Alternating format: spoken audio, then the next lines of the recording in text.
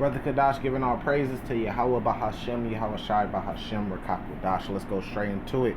Them drafts are coming soon. Drafts for World War III is coming soon. This Independence Day, as members of our armed forces are being honored and celebrated at the White House and around the country, the U.S. military is in the middle of what is a massive recruiting drought. In 2022, the U.S. Army had its most difficult recruiting year since it ended the draft in 1973. Other branches are struggling too, leaving the Army, Navy, and Air Force roughly 30,000 recruits short of their goals. There are all sorts of explanations for the shortfall, including the pandemic, a tight labor market, but one reason appears to be the experiences of veterans themselves. According to the Wall Street Journal, more and more veterans are urging family members against enlisting. That does not bode well for an Army where nearly 80% of all new recruits have a family member who served. And joining me now is the retired Army colonel. Yeah, and it's only getting worse and worse for Esau. It's just getting worse and worse for Esau. And they understand this, so they're finna come with incentives to get people to join it because, you know, right now we're in the brink of World War III. So right now you got Russia versus NATO, really, but it's under the disguise of Russia versus Ukraine, you know. So when America actually gets involved in the war, especially against China that has, you know, a way bigger army when you talk about personnel, man, because I think they call it like the billion-man army or something like that. America's going to need men to fight, man, and they're going to have men, they're going to have women, they're going to have the ABC boys, they're going to have them all enlisting into the army, you know. But today it's kind of crazy because I was watching a show on Netflix, a new show on Netflix about technology, right? And it was showing AI technology. So that's how you know, like, with them lacking, there's a draft coming soon, you know, and that's going to hit everybody like a ton of rocks, because if you're over a certain age, you're an American citizen, they could try to force you to fight in the war, or you could face imprisonment, just like what Muhammad Ali went through, right? So, but also it's twofold, because it also shows you that this war isn't just going to be man on the battlefield. This war is going to be nuclear missiles, right? And that's the fire and brimstone. That's where the lake of fire is going to be created. That's the second death, which is by fire and brimstone, which is going to come by the way of those nuclear missiles. This is why the Lord gave them that technology. Everything is by the way of the Lord. So the Lord gave them the technology, going all the way back to the guy, I barely could pronounce his name, Oprium, something on that sense, right? They call him the godfather of like the nuclear bombs or something like that. The Lord gave Esau this technology, because you got to remember, it says in Genesis 27 that Esau was blessed with the sword and he would rule with the sword, which just means weapon. So the Lord gave them that technology, but when you get to Isaiah 34, it says the sword should be bathed in heaven and come down upon the Dumium, the people of the Lord's curse. So the Lord's going to take that sword that he gave to them and use it against them. What's the strongest version of that sword that the Lord gave them? A nuclear missile. So he's going to take that and use it against them. See, if they're lacking on, you know, military personnel, they're going to go to their weapons. And just like going back to that show I was talking about, right? The show was talking about their technology, which was talking about AI technology.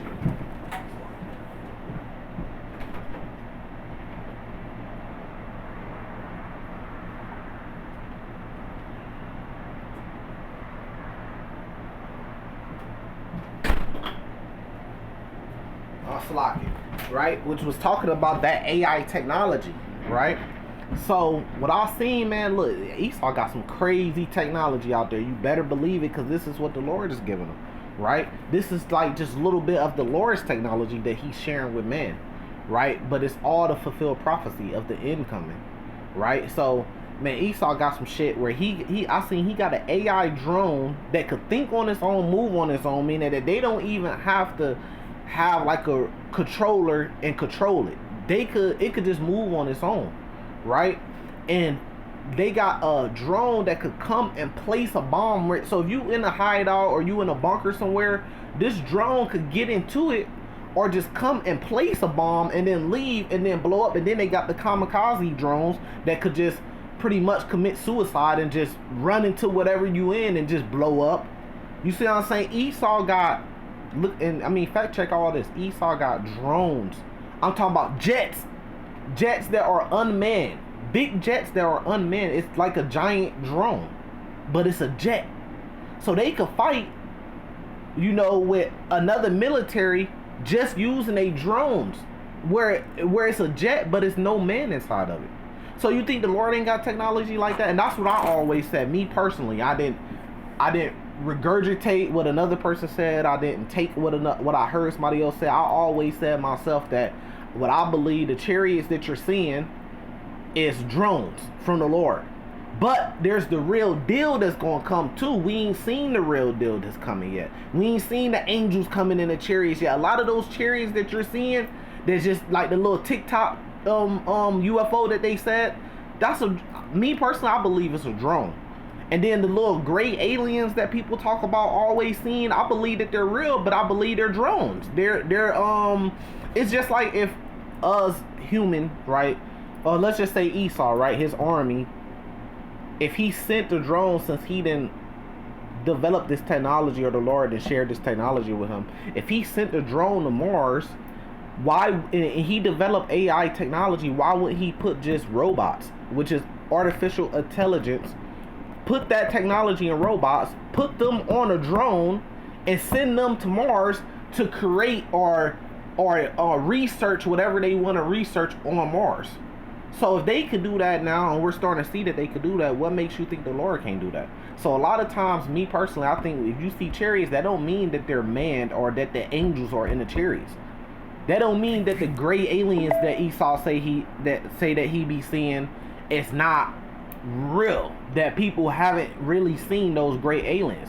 It's just, the question is what are they? But when you really put some wisdom and knowledge behind it, and this is just what I think, right? But if you really put some wisdom and knowledge behind it, they say the gray aliens got a big head, big eyes, super big eyes, and super skinny limbs. That sounds like a robot. Because why do you need to make a robot with muscles? It don't need big bulky muscles in order to operate. Because it's a robot. It's operated with electricity and power.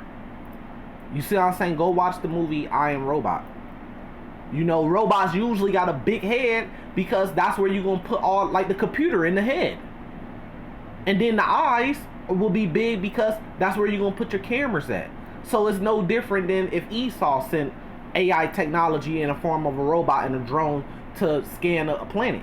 But that don't mean that the humans ain't behind watching everything and taking documents of everything. So it's the same thing with the Lord. The real deal, when the real deal and the angels get here on the chariots, you're going to know that it's being controlled by them. You're going to know that it's them.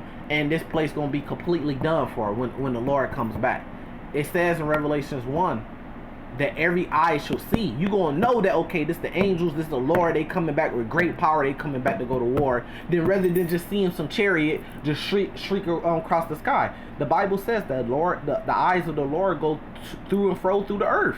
Why? Because the Lord's keeping track of everything. So why do I have to have an angel in a chariot just out there just watching everything, when I could just set up a drone or some type of AI technology? Because Esau's technology is coming from the Lord. The Lord is blessing him and giving him that technology. You see, like, so do I got a problem with Tesla? Do I hate Tesla because Esau developed the electric car? No, because I understand that that's the Lord's technology. Are we going to have similar technology in the kingdom? Who knows? We might.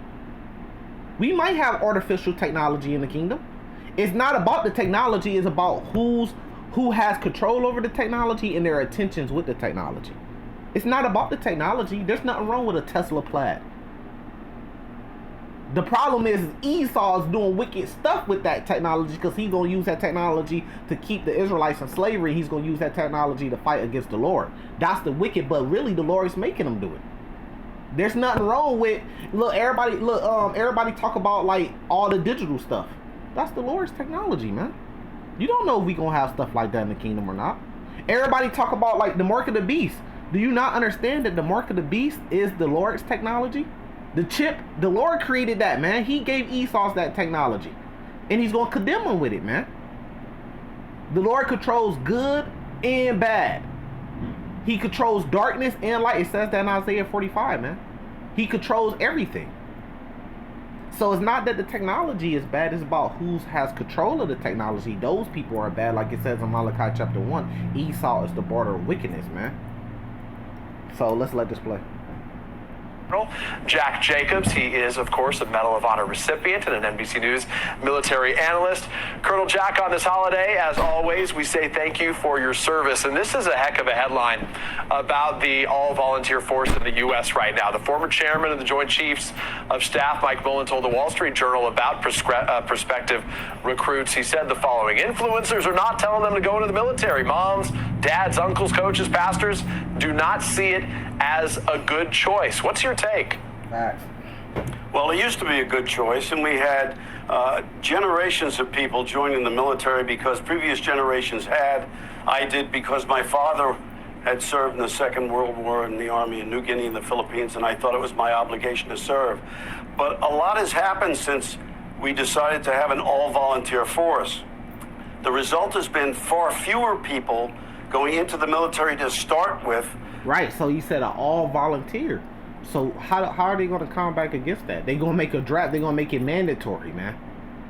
See, people, especially the men, let's just talk about the men of America, have become weak, man.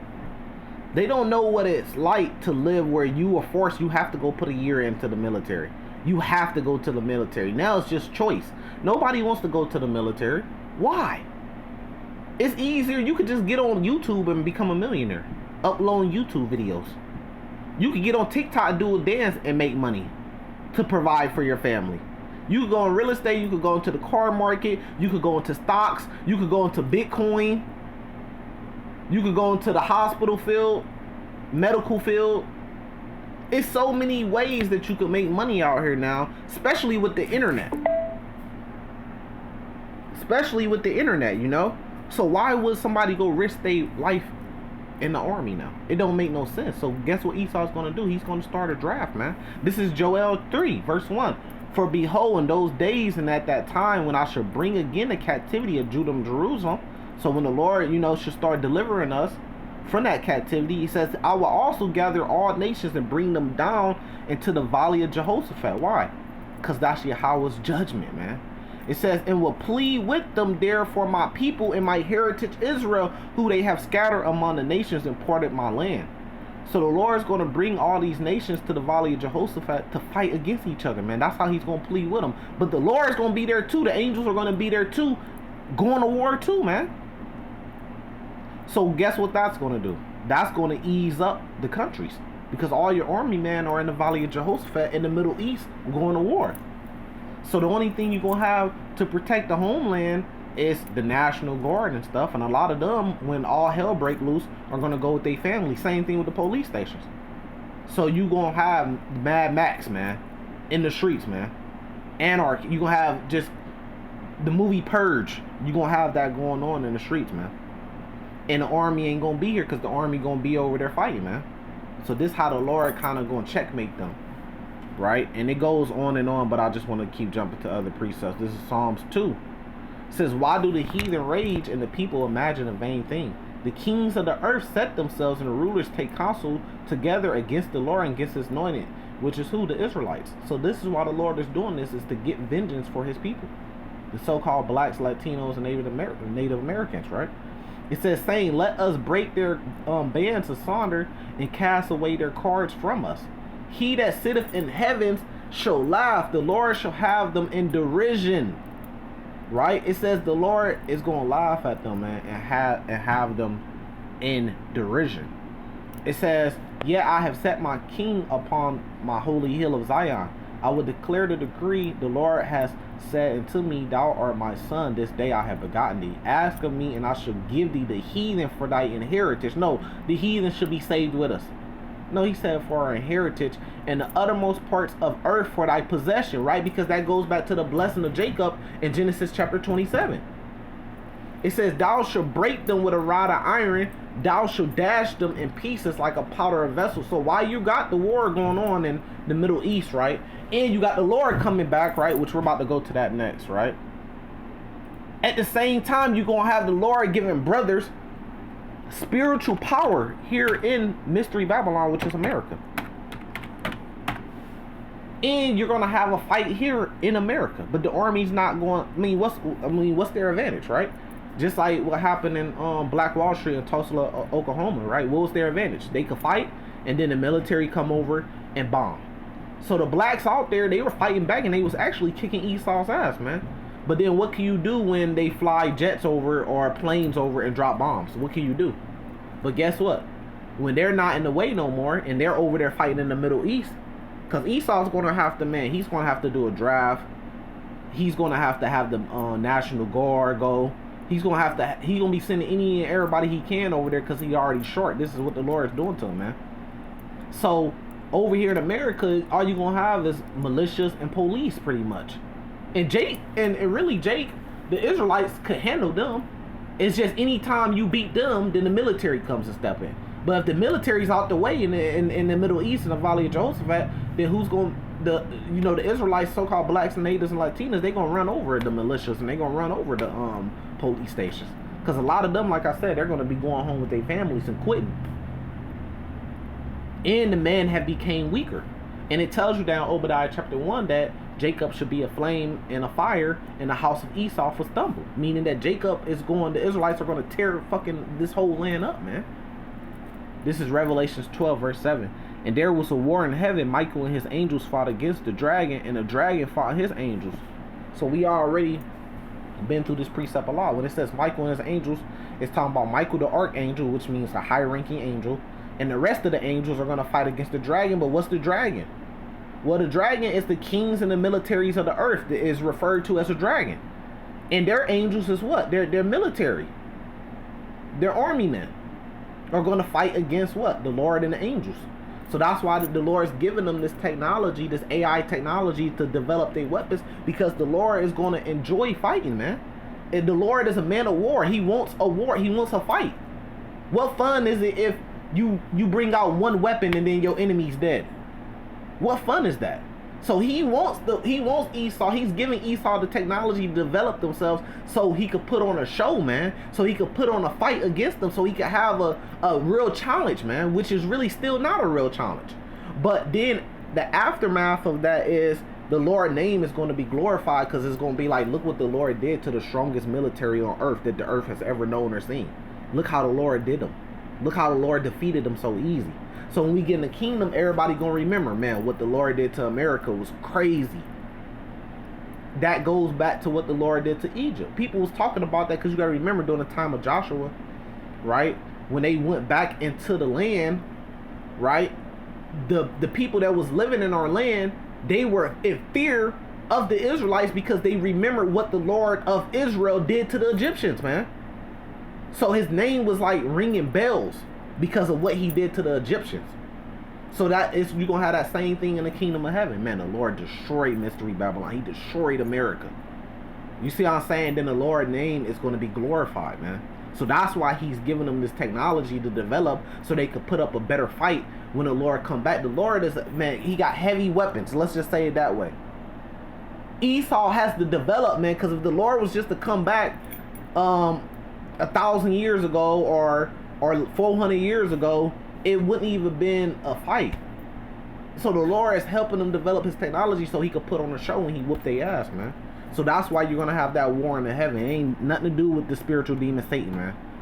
If the spiritual demon Satan is involved in it, he's gonna be on the Lord's side fighting against Esau, right? It says, and prevail not, because the man and their armies and the kings of their armies is not gonna win. Neither was they place found anymore in heaven. Right now, let me jump to get some context on that, just to prove what I was saying is true. Revelations 19 verse 19, it says, and I saw the beast, which is no different than the dragon. It's talking about NATO, right? And the kings of the earth, so it's the armies, and it says in their armies. That's what the dragon is, and the beast, the kings of the earth and their armies, which we know the alliance is known as NATO, gathered together to make war against him that sat on a horse and against his army. Who sits on a horse? Yahushua. So Yahushua gonna be there, the high-ranking angels are gonna be there, and the rest of the angels are gonna be there, right? And the beast was taken, meaning they were defeated, saying the same thing as Revelation 12 said. And with him the false prophet that wrought miracles before him, with which he deceived them that received the mark of the beast, and them that worship his image, these both were cast alive into the lake of fire, burning with fire and brimstone, which is going to come by what? Those nuclear missiles are going to hit their targets. They're going to, that's what's going to cause the fire, the blast, the destruction, and then the stuff that's burning. So you got to think about it like a nuclear missile on all the fuel that's going to keep that fire going in America, man. It's going to be done and over with. So let's let this play. Which leaves far fewer people trying to influence those who would otherwise come in. It's interesting to note that a very large percentage of people who enter the armed forces now, something on the order of 78 or 79%, have a family member who has served, but only 30% have a parent who served. And that number is coming down too. In an environment in which you could do just about anything and make some money, coming into the military seems to be an option that not many people are selecting. I just said that. Well, you make a good point there, right? And now there's this new competition for those individuals, for those potential recruits right now, where often going into the military is a way to sort of secure your future, your education would be guaranteed, it'd be paid for. But now there are a lot of other routes that young people in this country... Yeah, because y'all not paying shit, man. How many videos have we seen out there of men that served their whole life in the military sleeping homeless on the streets of LA or in the streets of Cali or San Francisco? So people start seeing that like, man, look how y'all treating y'all veterans. And they come back home and they broke. I got personal friends that I grew up with that I know served in the Army. Why he should, when he came home, he should have been rich. He was living in a fucking $600 a month apartment, man. But he served years and years in the military. It's like, how is this even possible? They gonna give you a VA loan so you could buy a house and not have to pay taxes or a down payment? That's it? Y'all not paying shit, man. It's TikTokers making millions of dollars. It's women getting into rap industries and making hundreds of thousands, if not millions of dollars. There's guys making YouTubes and making thousands of dollars monthly from sitting home uploading YouTube videos, man. So what's the incentive to go to the Army anymore if you know you're going to come back and be broke? And then inflation, and we in 2023, y'all not paying shit, man. Now, imagine if y'all said, look, every military person is guaranteed, you put in 4 years in the military, you guaranteed $500,000. We gonna pay you $100,000 a year, which is really not shit in America today in 2023. Go try to live out in LA with $1,000 a year salary. You gonna be broke. Go try to live out in Miami. Go try to live in New York when your apartment is $3,000, $4,000 a month. Just for a little square apartment, man. You probably get 600 square feet, man. And you paying $4,000 a month to live in New York. That's over $40,000. That's $48,000 a year. That's half of your money on that $100,000, and you still gotta pay taxes and shit. So that ain't even shit. So just imagine. So just imagine if Esau say, "Look, man, you do 4 years in the military. Within those 4 years, we gonna pay you out we gonna pay you out $1 million. That's $250,000 a year. Then see how many recruits and how many people sign up. Y'all not paying shit, man. It makes no sense to go risk your life. But Esau gonna do that though. You see what it just said. Those who received the mark of the beast was thrown into the lake of fire, man. Esau's gonna come with that. He's coming with the Fed coin. Then he's gonna come with the the MOTB, man. And then he's gonna be able to give you incentives like that. Take this MOTB, go join the army, and we gonna give you this. But it's really backwards because you're gonna end up in the Valley of Jehoshaphat, and you're gonna end up back in the spiritual world after that. You're gonna end up dead. So you just did this for all this money just to end up back in the spiritual realm. Are finding to do that separate from the military. And it's not just that. There's obviously sort of a fatigue associated with the recent wars in Iraq and Afghanistan. So how do you flip the switch on this? How does the military change this trajectory? Well, that takes leadership. Just about anything you want to accomplish, whether it's in this environment or any other kind of environment, takes leadership. And we have not had leaders who've done a very good job of convincing the rank and file of the American public that if you're lucky enough to live in a free country, you owe it something in the form of service. What's happened now is that so few people are serving, not because necessarily recruitment is down, but because the requirements of the service are such that we are taking only volunteers and we don't have a draft. Yeah, you see what he said? We don't have a draft. So they finna come back with that fucking draft. Now, most people done woke up to the fact that this is not a free land. You have kids, something go wrong, somebody report on your kids, Child Protective Services could come take your kids. Or they could open up a case. Just because somebody could drive, look bro, somebody could drive past your house, see your kids play in the front yard, call and lie, and now you have to deal with Child Protective Services, whether it's true or not. They open up a case again. How's that freedom? How you got freedom of your kid when they give all the rights to the mother? How do we got freedom if you can make me pay child support? You can make me pay something monthly. How is that freedom? You know, so a lot of people then woke up to know that this place ain't free, so they don't feel obligated. A lot of people waiting for this fucking place to go to hell, man, for it to end. And then when you look at Esau, yeah, the Edomites, man, yeah, y'all should be fighting for your country, man. If we was in Israel and we had sovereignty and we was under the Lord, I'd join the military for my people. But a lot of these Edomites they join in the ABC club. So really, that sword of Esau is falling back on him. Is that a wide gap is opened up between those who are serving and those who are being served. Statistically, most Americans do not know anybody in uniform. This is a really dangerous situation when you're separated from those who in some cases are risking their lives to make sure that you remain free and the United States achieves its foreign policy objectives.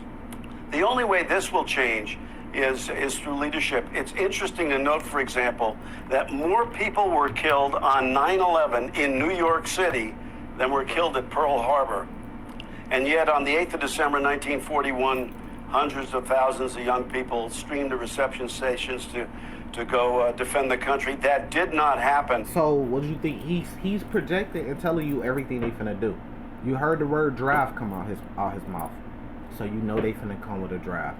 You heard the Pearl Harbor, so you know that a false flag attack, something that they plan behind scenes and blame on somebody else. You know that that's coming out. You think when NATO goes into full war with Russia, they not gonna do some false? They've been doing it already in Ukraine, man. False flag attacks and blaming it on Russia. So they gonna do something here in America, man. They gonna blame it on Russia, and that's gonna get people to want to join that raft and go fight, man. He's projected everything. He's telling you this is what has to be done if you want people to join the army. You have to have a draft, and you have to do something that motivates the people to want to go fight. Just like 9/11, man. This is Job 20, verse 20. Surely he shall not feel quietness in his belly. He shall not save of that which he desires. Right? It says, let me get straight to the point. Verse 23. When he is about to fill his belly, God shall cast the fury of his wrath upon him, and shall rain it upon him while he is eating. He shall flee from the iron weapon, which is what? What's an iron weapon? The nuclear missiles, man. In the bow of steel, because it shoots out a silo, just like an archer shooting an arrow out of bow, right? Should strike him through, and it hits his target. It's like a nuclear missile is like a gigantic arrow with a missile with a bomb attached to it. It says, it is drowned and cometh out the body, yea, the glittering sword cometh out of the gall, and terrors are upon him, right? Because it looks glittery because of the fire that comes out of the delivery system that is the missile, right? When it goes up in the sky, you see it sparkling. It looks like a star until it comes down and hits its target. And it speaks about this in Revelation chapter 6. All darkness shall be hid in his secret places. A fire not blown shall consume him. It shall go ill with him that is left in his tabernacle. So the Lord's going to catch them slipping, man. That's what he's doing. So while they're making their country weaker with the ABC boys, right, which is really an attack against the Israelites, it's really falling on them now. And that's how the Lord is going to catch him when he's trying to fill his belly. When he's trying to come with this AI technology. Don't be surprised if the Lord used that AI technology and turned that technology against him. Which he's going to do, because in your nuclear missiles, you have artificial intelligence in the nuclear missile. That's how it knows how to, where to hit its target at precisely. That's how it knows how to deflect deflect different places where it could be shot down, roughly paraphrasing. Like, it knows how to move and zigzag and go around defenses to hit its target. That's artificial technology that's inside the missile, man. It knows when to speed up, it knows when to go faster, it knows where its target at.